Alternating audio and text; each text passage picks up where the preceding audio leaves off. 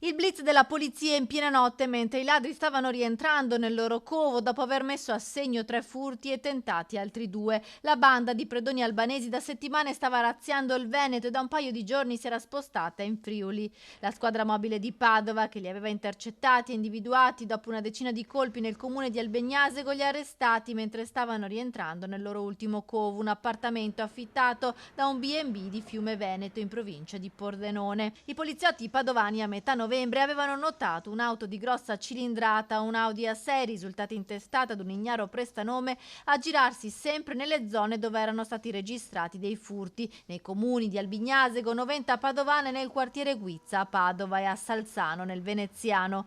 La vettura si muoveva utilizzando strade secondarie poco battute, si spostava sempre. Nelle zone prescelte i 4 predoni effettuavano sopralluoghi cercando abitazioni ideali da svaligiare con serramenti facili da forzare. In più occasioni la banda era entrata in un appartamento di mira utilizzato come base logistica, poi lo spostamento verso Pordenone. Qui i poliziotti, dopo aver accerchiato la casa, sono intervenuti scoprendo un'ingente refurtiva stipata nelle stanze dell'appartamento. Recuperata ingente refurtiva per circa 200.000 euro tra gioielli, pietre preziose, monini d'oro e anche denaro contante. Sequestrati anche tutto il necessario da flessibili con dischi, trapani, quindi anche per poter avere meglio aprire delle casseforti. Il blitz per evitare la fuga imminente all'estero dei 4. Uno degli albanesi aveva spostato il letto nella camera sotto la finestra, pronto per scappare in caso dell'arrivo delle forze dell'ordine.